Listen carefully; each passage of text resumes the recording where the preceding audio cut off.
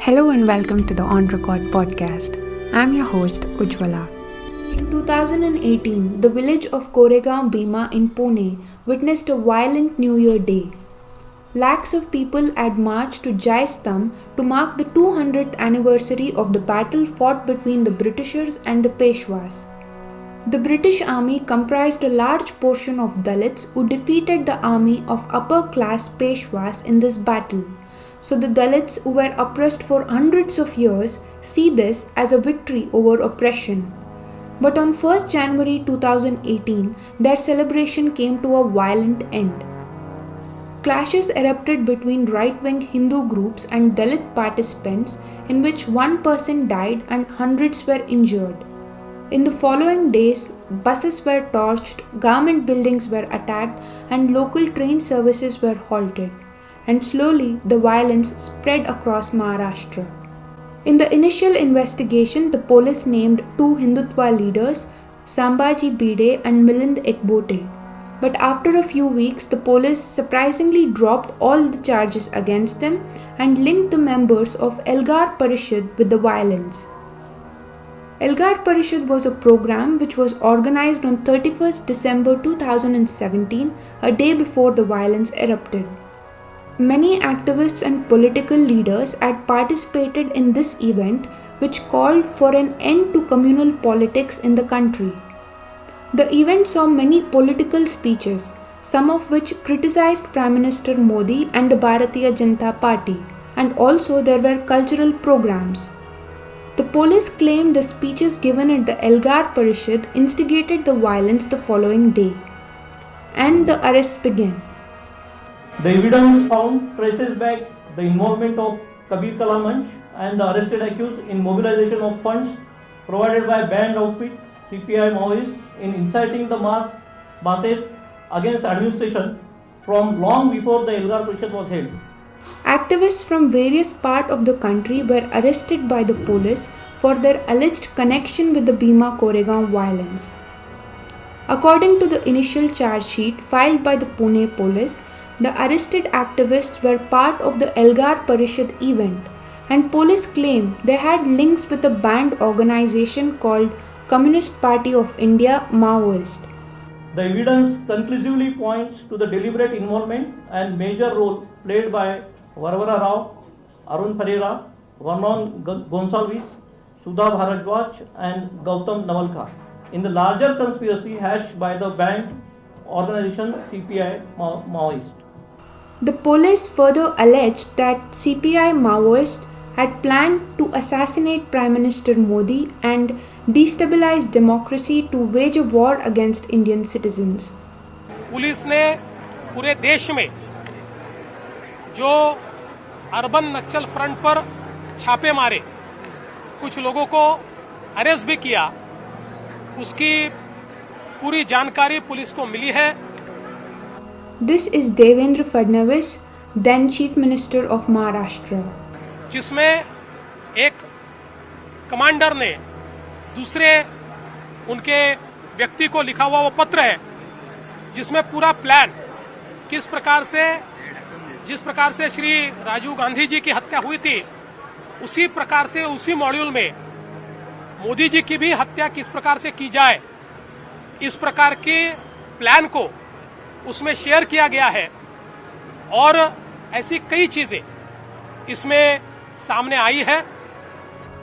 But critics of the government claim these charges are baseless. This particular case got a lot of attention in the country because all the accused have fought for the rights of minorities. But more importantly, they were all critics of the government and its policies.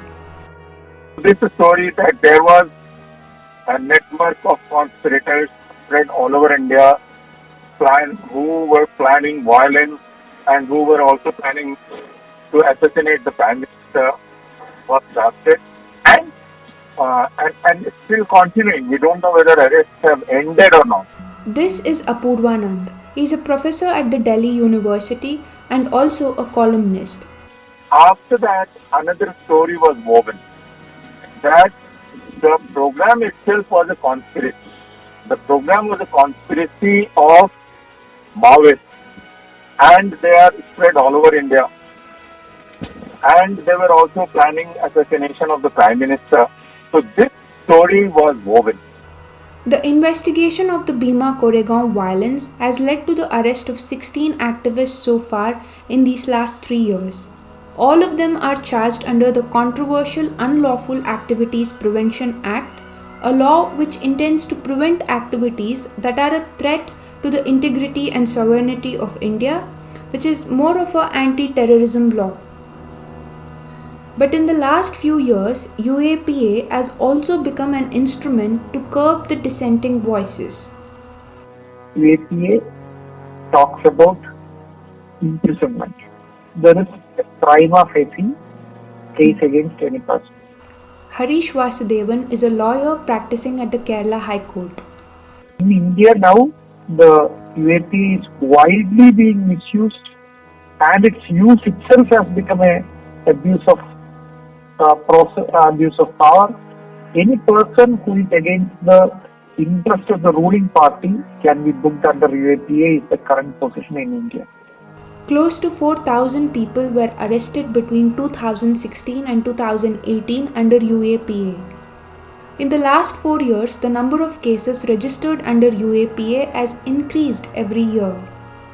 The provisions under this law is such that an individual can be kept in custody up to 90 days with bare minimum evidence, and officials can take up to 180 days to file a charge sheet. And the trial can go on for years together, which detains a person for a very long time even before he is proved guilty. The latest NCRB data shows that the conviction rate under UAPA was only 29.2% in 2019. Under this law, the central government has the power to designate an organization as terrorist if that organization promotes, prepares, or participates in terrorism. Additionally, an individual also can be designated as a terrorist if they find prima facie evidence that links an individual to a banned organization. In UAPA, the statute prohibits bail if there is a prima facie case against the accused. The court cannot give bail. That's a law. If there is a prima facie case, the bail should be rejected. So bail is not a general rule under UAPA. The activists arrested in connection with the Bhima Koregaon violence have not only been denied bail, but they have also been denied day-to-day essentials like spectacles, newspapers, and even straw and sippers. The latest arrest related to the case was of the 83-year-old tribal right activist Tan Swami. He was denied straw and sipper in the jail. He suffers from Parkinson's disease and he cannot hold a cup without spilling because of hand tremors. The family of the 68-year-old civil liberty activist Gautam Navlaka had to approach a lawyer to just give him a pair of spectacles without which he is almost blind. Human rights lawyer Surendra Gadling was denied temporary bail to attend his mother's funeral because he failed to provide his mother's death certificate. Varavara Rao, a 81-year-old poet and activist, was denied proper medical treatment, and his family had to give a press conference for him to receive adequate medical attention in the jail. Without punishment, you are punishing them. They are in jail, they are under trial, but even when they are waiting for their trial to begin, you are punishing them. UAPA gives a lot of power to the governments over individuals arrested under this act. Democratic rights of individuals can be curbed at the interest of national security. But right to free speech, right to protest, right to express are essential for a healthy democracy. The quality of democracy will increase only if there is a fundamental right to speak what you think. The freedom of expression is the key of democracy. It is not the election that determines the democracy. It is the democratic thought process and its expression and its sharing and its debate that creates democracy.